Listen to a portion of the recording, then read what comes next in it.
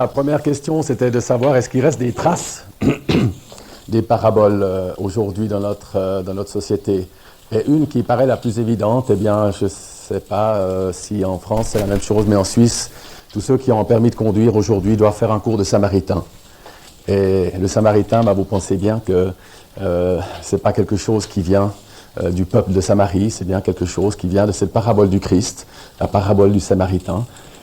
Aujourd'hui, si vous demandez à quelqu'un d'où vient ce signe du samaritain, ils ne sauront certainement pas répondre, mais c'est juste pour montrer qu'à travers le temps, eh bien, il y a des messages que le Seigneur a apportés et qui ont marqué. Alors la question se pose pour nous, comment utiliser ce petit reste qu'il y a chez les gens dans une société postmoderne pour pouvoir faire de nouveau rejaillir le grand message, parce que les gens ont perdu le grand message. J'ai juste regardé récemment les nouvelles du centre social protestant. Personne n'est à l'abri. La parabole du pardon, le danger de l'ingratitude, la dette universelle. Une parabole dans un édito entier. Bien sûr, c'est quelque chose de protestant. Et voilà, les paraboles ont leur place dans l'édito. Et c'est ça qui souhaiterait qu'aujourd'hui les paraboles puissent reprendre cette place, parce que le Seigneur a donné un message très particulier à travers les paraboles. Nous parlerons un peu de forme. En Palestine, dans la revue de Portes Ouvertes, un des magazines de mars, apprendre aux Palestiniens le pardon. Pas facile, hein? Alors apprendre le pardon au théâtre Guignol. Voilà une petite scène qui a été jouée aux enfants, parce qu'on ne peut pas leur parler du pardon en direct. Par contre, un théâtre Guignol, ils vont être attentifs et le message va passer. Alors on va parler un peu des moyens. Quels sont les moyens? Est-ce qu'ils sont bien les utiliser? Comment les utiliser? Et puis, c'est clair que j'ai pris aussi un calendrier La Bonne Semence. La Bonne Semence est répandue dans énormément de pays, traduite en beaucoup de langues. Et si vous regardez le nombre de fois qu'il y a un tout petit texte qui en fait est une parabole, ici j'ai juste repris un, c'est la métamorphose de la chenille qui se transforme en un beau papillon, hein, l'idée de l'ancienne nature, la nouvelle naissance. Donc les paraboles, en fait, il y en a plein aujourd'hui. Et heureusement que c'est un moyen de communication qui existe à nouveau, ou qui a toujours existé, pardon.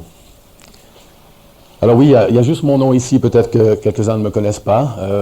Je me rassemble à l'Assemblée à Lausanne. Et d'ailleurs, j'ai des bonnes salutations de mon épouse Claire-Lise, qui gardait 2 petits-enfants d'une famille de notre Assemblée ce matin. Je suis père de famille de 4 enfants grands qui ont déjà entre 21 et 26, et je travaille comme ingénieur chez Nestlé. Et j'ai beaucoup l'occasion de voyager et de rencontrer des gens et de toutes langues, cultures. Et chaque fois, je me pose la question comment apporter l'évangile à quelqu'un qui vient du Japon, qui vient de Chine, d'Asie ou d'Afrique. Quels sont les moyens? Donc c'est une préoccupation que j'ai personnellement. Et j'étais très heureux d'étudier ce thème des paraboles aussi dans ce contexte. Alors je vous proposerai 3 parties. Vous avez en principe sur une copie des transparents. Chaque fois, vous retrouverez donc à gauche le petit encadré qui correspond au transparent et quelques lignes de commentaires si vous les utilisez ou prendre des notes à part. Vous avez les 2 possibilités. Donc on va parler un peu de ce qu'est le postmodernisme, parce que c'est une notion qui a été introduite, on peut dire, récemment, en tout cas comme définition. On parlera aussi bien sûr de l'introduction aux paraboles. On verra déjà que dans l'Ancien Testament, il y a plusieurs paraboles. Dans une deuxième partie, alors on verra vraiment quelques paraboles. Évidemment, ce n'est pas possible en si peu de temps de toutes les traiter, mais on regardera ensemble les paraboles du royaume, parce que c'est quand même une fresque assez impressionnante que le Seigneur a laissée. Quelques paraboles de l'Évangile et paraboles du jugement et du retour. Et dans la troisième partie, j'ai souhaité vous présenter à travers une vidéo un ensemble de matériel qu'on avait joué, mis en place avec les jeunes dans les camps d'Arolade ces dernières années, pour montrer un tout petit peu comment utiliser ces moyens de communication. Et j'ai pris aussi un certain nombre de matériel pour vous montrer quelques paraboles vivantes, dans le sens où vous donner peut-être quelques idées. Donc on a 3e partie. Alors lorsqu'on parle en fait de la période depuis Jésus-Christ jusqu'à nos jours, on l'a en fait coupé en 3 périodes. La première période qu'on a appelée le prémodernisme, c'est en fait une période qui va de l'Église primitive jusqu'au Moyen Âge, qui était marquée par un théocentrisme et qui était marqué aussi par un temps de tradition du passé. Et peut-être ce qui est important de se rappeler, c'est qu'en fait le passé faisait référence pour juger du présent. On le voit dans toutes les cultures, toutes les églises, on n'osait rien faire d'autre que de mettre des symboles sacrés. On ne pouvait pas faire de la peinture, d'autres choses. Tout devait passer en principe par le théocentrisme. Donc là, je parle surtout de nos cultures. Bien sûr, je ne parle pas d'autres cultures que notre culture proche. C'est là, la différence est notoire. Et puis, on est arrivé tout à coup à la fin du Moyen-Âge, et là, il y a ce bouleversement important qui est le bouleversement du modernisme, qui apporte d'un côté la Renaissance, c'est-à-dire tout à coup on peut dire que tout va exploser, tout va être découvert, et en parallèle à ça, quelque chose d'intéressant pour la foi, eh bien c'est la Réforme qui va être l'occasion au salut d'être de nouveau présenté, c'est Luther et tous les autres réformateurs. Donc d'un côté, on peut dire une explosion de découverte qui ne va pas forcément rapprocher de Dieu, et d'un autre côté, en parallèle, un mouvement, le mouvement de la Réforme, qui va aussi rapprocher les gens de Dieu et remettre en évidence le salut par la foi. Puis on va passer au siècle des Lumières, 18e siècle, romantisme. Je ne veux pas trop m'attarder là-dessus, mais simplement montrer que le modernisme a fait période par période tous les essais en principe différents. Et c'est un temps qui est essentiellement tourné vers le futur. C'est peut-être ça qu'il faut se rappeler. On peut dire que le passé ne fait plus référence. On voit le futur, on essaye, on ose, et on imagine qu'il y a un avenir dans le futur. Et c'est quelque chose qui a duré jusqu'à nos jours, pratiquement, jusqu'au moment où on peut dire, à partir de mai 68, moi je suis moi-même la génération ce qu'on appelle les 68 arts, quelques-uns ici sont peut-être la génération des 68 taux, comme on dit parfois, mais j'entends, c'est bien cette période-là qui va culminer par 1989, la chute du mur de Berlin. Donc dans cette période-là, tout à coup, il y a quelque chose d'important qui va se passer. Je crois que c'est pour nous important de le comprendre comme chrétiens. C'est qu'en fait, on va arriver à la fin du rationalisme cartésien, où on avait mis Dieu en fait de côté, à la fin du marxisme comme idéologie, et la fin aussi d'un certain libéralisme théologique, où là aussi tout avait explosé.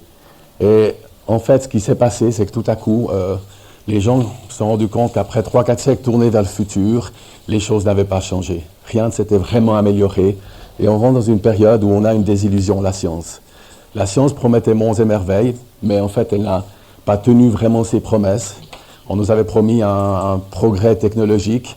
Je ne sais pas si quelques-uns ont lu des livres comme Pagnol, par exemple, au début du siècle, lorsque, comme instituteur, son père enseignait, juste en 1900, il disait « mais ça sera le siècle des Lumières, vous aurez le téléphone, vous pourrez communiquer, il y aura le chauffage, vous aurez l'eau courante », et toute la classe explosait de joie. Donc il y avait, le futur avait tout son potentiel et ses promesses. Et tout à coup, on arrive vers 1970-80, et en fait, les promesses ne sont pas tenues. Et alors, qu'est-ce qui se passe? C'est que tout à coup, on rentre dans une période qui est le postmodernisme, dans lequel, n'ayant pas de référence dans le passé, le futur n'ayant rien en fait donné, eh bien, c'est le temps du présent et de l'immédiateté. Et c'est quelque chose qui marque notre génération. On va aller un peu plus dans le détail. Et voilà quelques phrases qui ressortent. Dieu est mort. Donc on n'a plus, et c'est pas seulement le grand Dieu, parfois tous les dieux. C'est carpe diem, c'est que ce jour compte, c'est-à-dire que voilà, c'est en fait soi-même, l'épanouissement du moi, recherche du plaisir. Une sœur de Lausanne nous avait juste dit récemment aussi quelque chose que je trouvais bien, qui résumait, on est dans la génération du toi suis toi, c'est plus le toi suis moi. Si vous regardez les publicités, il y a encore quelques années, on disait feel good. Donc là, je travaille chez Nestlé, on a aussi un slogan semblable, excusez-moi, mais récemment, il suffit de dire, quand on vend les pyjamas Kalida maintenant, il suffit de dire just feel. Ça veut dire simplement te sens bien. Il n'y a plus besoin de dire autre chose. En fait, le message, il est compris. Simplement, voilà, just feel et le culte du corps. Donc finalement, on n'est plus dans la génération je suis donc je pense, mais je sens donc je suis. Et je crois que ça, c'est important qu'on comprenne parce que nous ne pouvons pas être des témoins ou apporter un message si finalement notre message est totalement décalé par rapport à notre génération.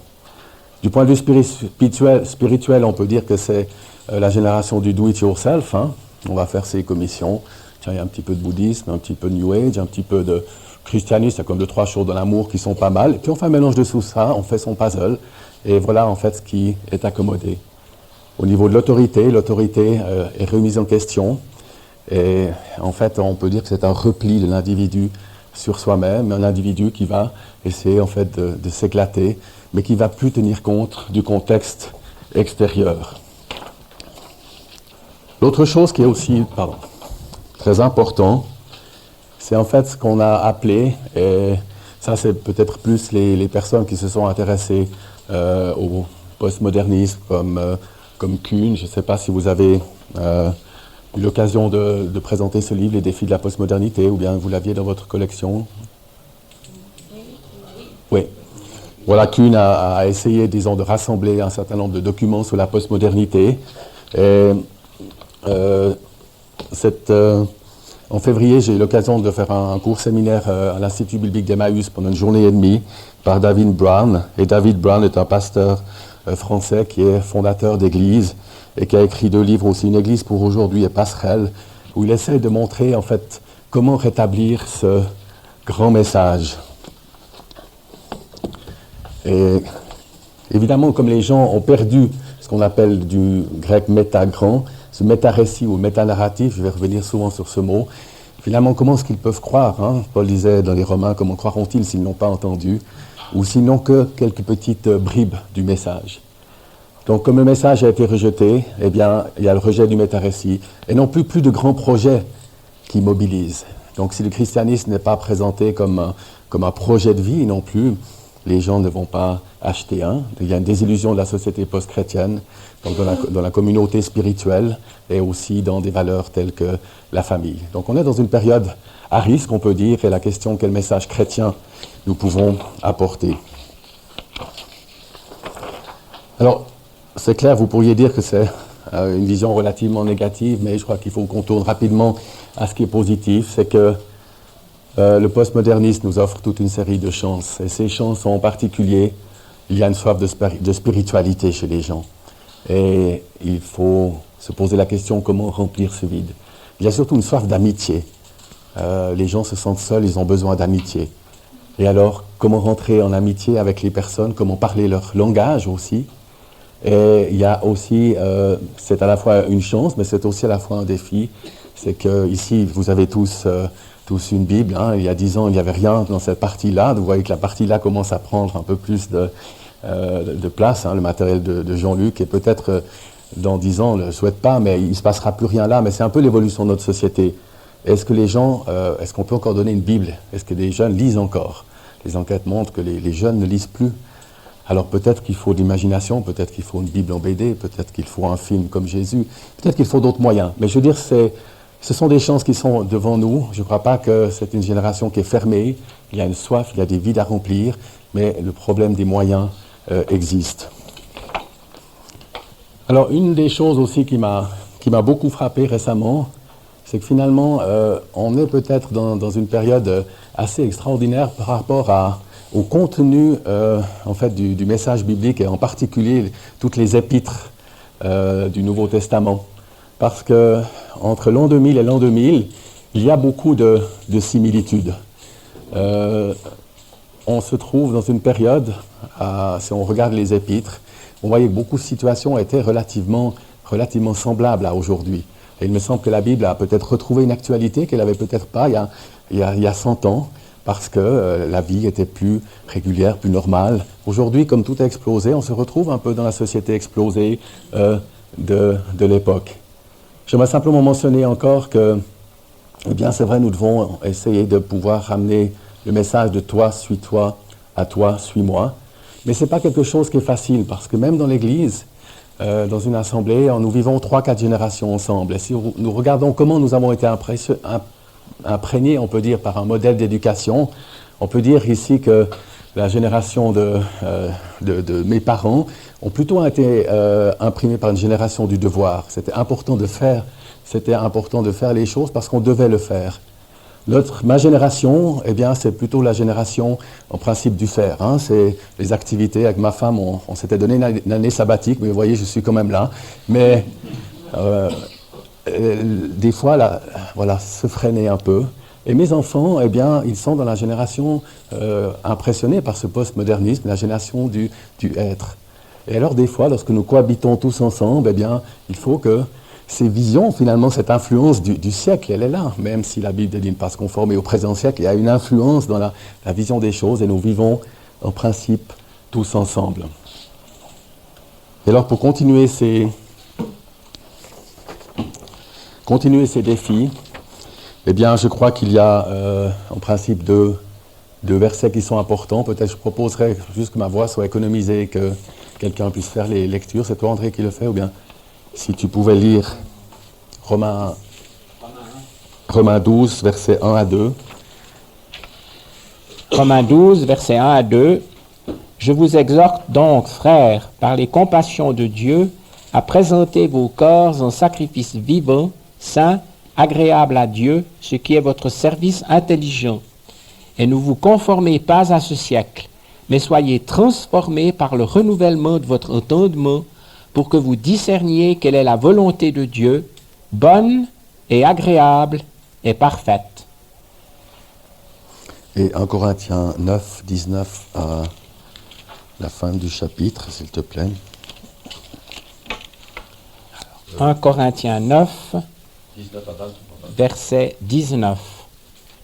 Car étant libre à l'égard de tous, je me suis asservi à tous afin de gagner le plus de gens. Et pour les Juifs, je suis devenu comme Juif afin de gagner les Juifs. Pour ceux qui étaient sous la loi, comme si j'étais sous la loi, n'étant pas moi-même sous la loi, afin de gagner ceux qui étaient sous la loi.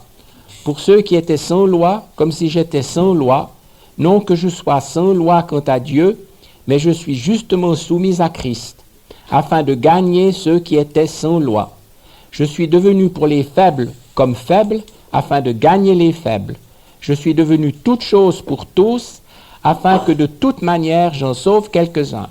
Et je fais toute chose à cause de l'Évangile, afin que je sois coparticipant avec lui. Ne savez-vous pas que ceux qui... Jusque là, 23, pardon. Donc je dirais que c'est peut-être ce double défi qui doit nous caractériser. D'un côté, ne vous conformez pas au monde actuel, au siècle, hein.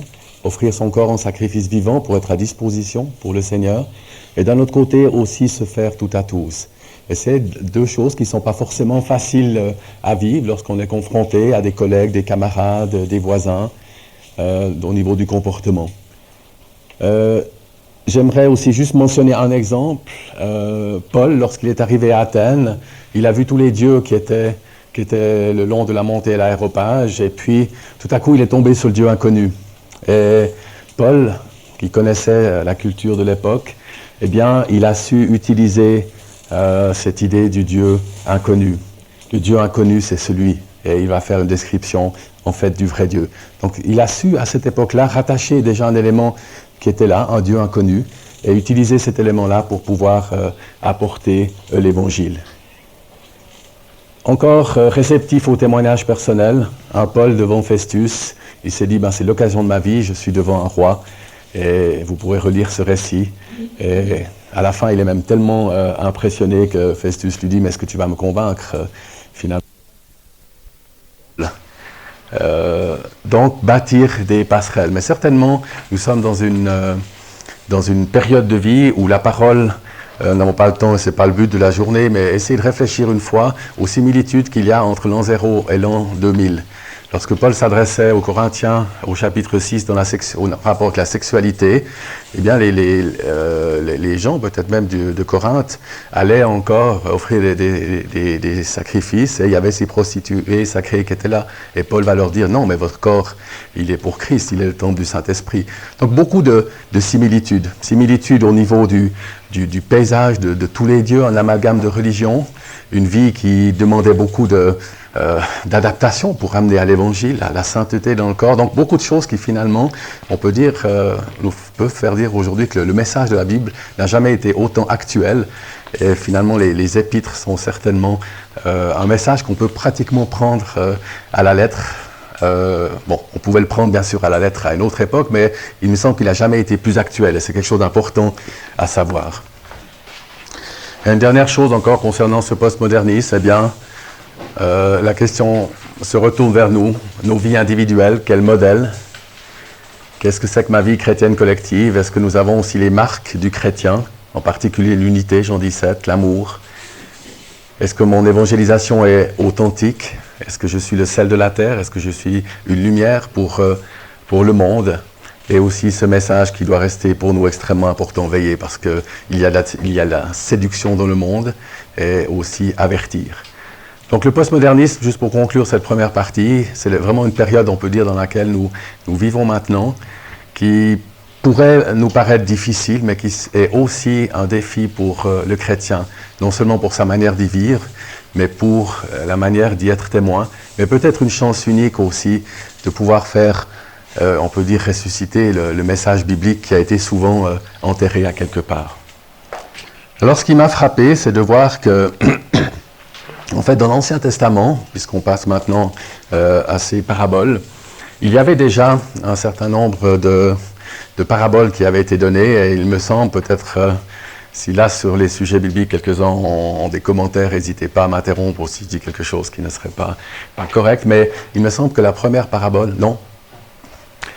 Alors, il me semble que la première parabole qui est intéressante, c'est en fait la parabole que Nathan a apportée à David.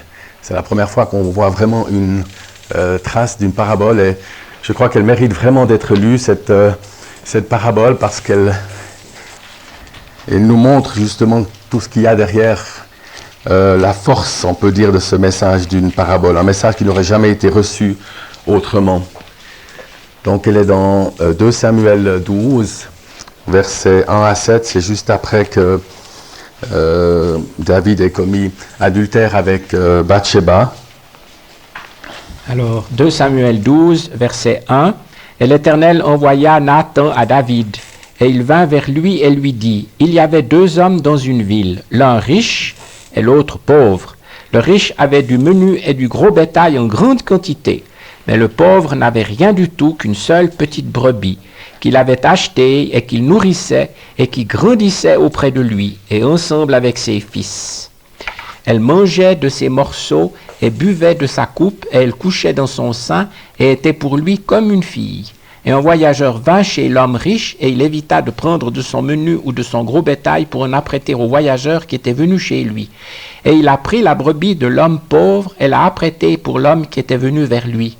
Et la colère de David s'embrasa fort contre l'homme, et il dit à Nathan, « L'Éternel est vivant, que l'homme qui a fait cela est digne de mort, et il rendra la brebis au quadruple parce qu'il a fait cette chose-là et qu'il n'a pas eu de pitié. » Et Nathan dit à David, « Tu es cet homme. » Voilà, merci. Je pense que c'est une des premières paraboles de l'Ancien Testament, et je crois qu'elle nous montre bien justement quel est le but d'une parabole. Si l'Éternel avait envoyé Nathan vers David en lui disant « Mais écoute, David, tu as péché avec Bathsheba », est-ce qu'il aurait pu avoir un travail réel dans son cœur de prise de conscience? Il aurait peut-être été choqué par son prophète, il aurait peut-être envoyé son prophète, parce que certainement, on voit dans le psaume 51, sauf erreur, tout ce qu'a représenté ce péché, mais Dieu est venu lui parler par une parabole. Et David, qui était berger, l'Éternel a inspiré Nathan à lui parler d'une histoire de brebis.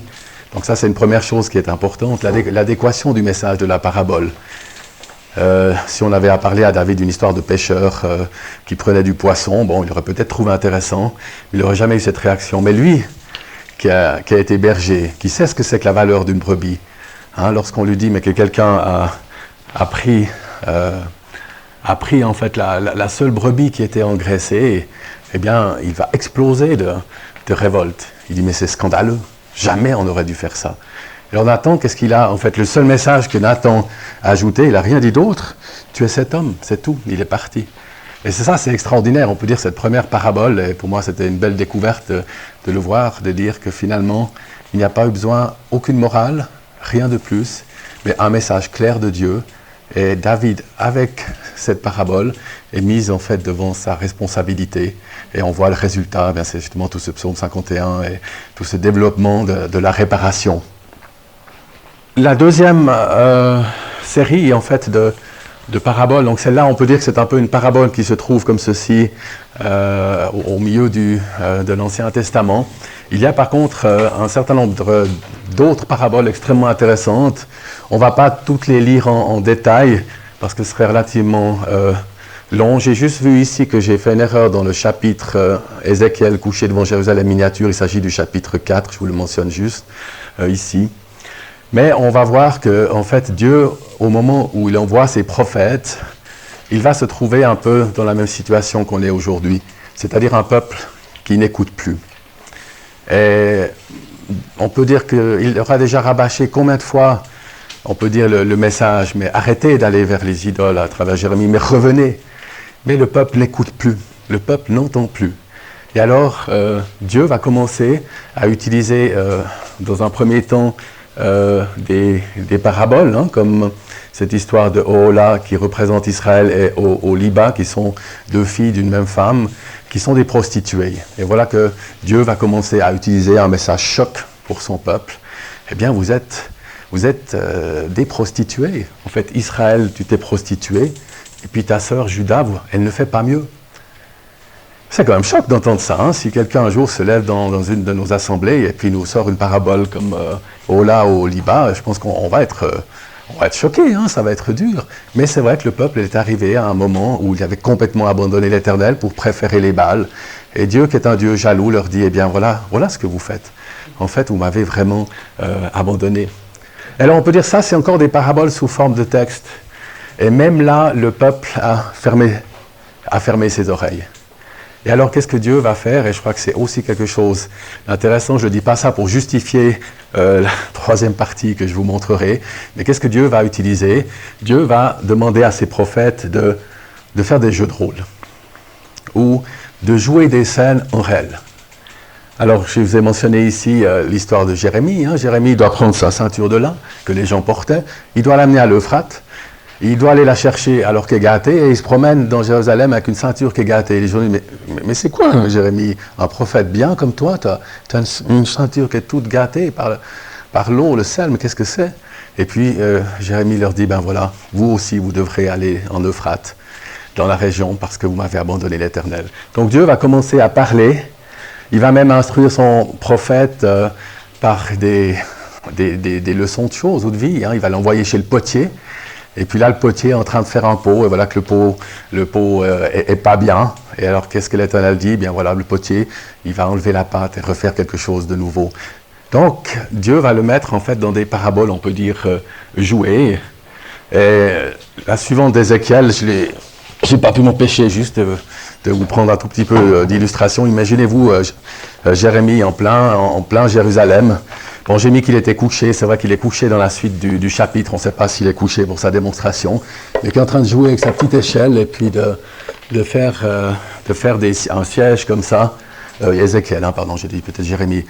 Ézéchiel, et il est en train de jouer comme ça, et les gens disent, mais qu'est-ce que tu fais, Jérémie, avec tes briques, avec tes échelles, en train de jouer au siège de Jérusalem? Pourquoi? Mais parce que il faut que Dieu trouve un moyen de parler à son peuple. Ensuite, il l'envoie avec un autre matériel. Ensuite, il l'envoie comme ça, se promener à Jérusalem. Voilà. On ne sait pas combien de temps il s'est promené. Et puis les gens lui disent, mais qu'est-ce que tu fais, Ézéchiel? Bien voilà, vous allez aussi être déporté. Donc j'entends, c'est quelque chose d'intéressant de voir que Dieu a utilisé ces paraboles vivantes dans l'Ancien Testament.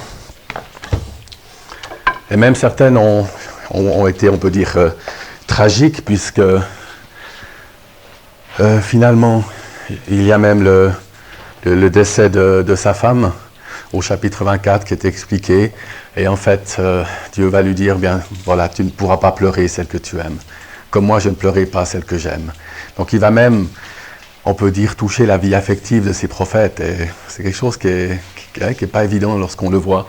Lorsqu'on prend aussi l'exemple d'Osée, de se dire que tout à coup, comme prophète, Dieu me dit, mais écoute, va prendre une femme, une prostituée, et puis maintenant tu vas la prendre comme femme, et puis tu auras des enfants d'elle.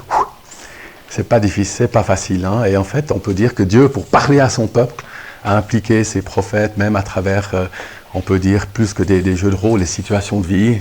J'ai mentionné donc la femme Gomère. Je ne l'ai pas mis ici Gisraël, parce que, bon, c'était peut-être une affaire, mais il y a 3 enfants. Donc Gisraël, Lo Ruchama, c'est-à-dire que je ne ferai plus miséricorde à mon peuple, et Lo Ami, pas miséricorde et pas mon peuple. Alors, lorsque les invités venaient chez Osée, et puis qu'on présentait la famille, bien voilà, c'est Gisraël, eh bien, ça veut dire je mangerai le sang de Jéhu. Ensuite, mon autre enfant, il y a Lo Ruchama, vous n'avez pas obtenu miséricorde, puis je vous présente encore Lo Ami par mon peuple. Ça faisait une présentation de famille qui devait être un message en soi-même. Et voilà la manière dont Dieu a choisi on peut dire, de parler par ces paraboles de l'Ancien Testament. Alors, je ne veux pas dire que le Seigneur nous demande de faire des choses semblables aujourd'hui, mais posons-nous la question, comment pouvons-nous être un message qui alerte nos sociétés lorsque notre société a complètement fermé les oreilles? Qu'est-ce que le Seigneur, soyons près de lui pour voir avec imagination, qu'est-ce que le Seigneur peut faire pour que sa parole de nouveau puisse être entendue. Alors, on arrive au Nouveau Testament. Et là, eh bien, nous avons toutes ces paraboles, nous les verrons dans la deuxième partie, où on voit que, en fait, là, de nouveau, le Seigneur, on peut dire, après avoir parlé par ses prophètes, s'est trouvé devant une génération qui n'écoutait plus. Et alors, il a fallu trouver aussi un moyen pour susciter l'intérêt, pour passer le message, pour le simplifier, parce que le message n'était plus entendu. Il a fallu réveiller les consciences, il a fallu provoquer parfois des chocs.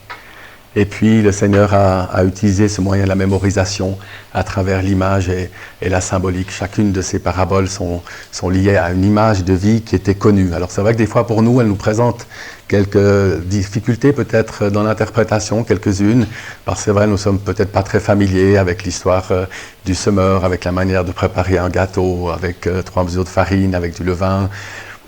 J'ai jamais vu un sénévé ou un moutard, un grain de moutarde. Donc il y a peut-être des adéquations que nous avons de la peine à comprendre, mais il faut s'imaginer que le Seigneur a vraiment utilisé le quotidien, on peut dire, des gens. Donc c'est pour ça qu'elle ne présentait souvent pas de difficultés dans la compréhension, parce que le Seigneur prenait le quotidien et du quotidien, il allait en faire en fait une fresque. Alors, en fin d'introduction, eh bien, les paraboles dans l'Évangile sont plus de 30. J'ai repris ici plutôt ce que vous trouvez dans les Bibles online, les dictionnaires bibliques. Il y a catégorisation de paraboles qui a été faite d'une manière assez générale. Si vous reprenez par exemple la petite brochure que Georges André avait écrite sur l'enseignement pratique des paraboles, lui avait ajouté un certain nombre de paraboles, par exemple comme être le sel de la terre, comme être la lumière du monde. C'est vrai que c'est aussi en fait des images, mais je ne les ai pas pris comme paraboles. Donc si vous voulez une liste extensive, là il y a un tableau synoptique des paraboles dans cette petite brochure de GA. Si vous allez dans les Bibles online ou dictionnaires bibliques, vous aurez environ les 30 paraboles. Et donc elles sont divisées, on peut dire, en 3 parties. Les paraboles qui sont appelées les paraboles du royaume. Il y en a 7 plus un post-scriptum, c'est ce qu'on va voir dans le deuxième moment. L'évangile d'une manière générale et son emprise, environ 19 paraboles, et 5 paraboles qui sont sur l'annonce du jugement et le retour du Seigneur dans sa seconde venue. Elles sont rapportées dans les 3 évangiles, Matthieu, Marc et Luc. Il n'y a pas dans l'évangile de Jean. Et il y a 3 paraboles qui sont dans 2 évangiles et 5 dans 3 évangiles. Mais là, a priori, j'ai pas vu, disons qu'il y a un renforcement du message peut-être plus grand si on en compte. C'est pas parce qu'une parabole est peut-être dans 3 évangiles qu'elle a un message qui nous parle peut-être plus. Mais l'intention de l'époque, certainement, eh bien, je pense qu'elle a frappé chacun des disciples et certainement elles font partie du contenu, on peut dire, de l'Évangile. Mais par exemple, si on prend les paraboles du royaume, c'est Matthieu qui va les présenter en entier. Et dans les autres évangiles, on va en voir seulement quelques-unes. Alors je crois que c'est important, disons, de prendre l'ensemble, l'association. Donc les paraboles du royaume, on va les étudier dans Matthieu, les autres dans les différents évangiles.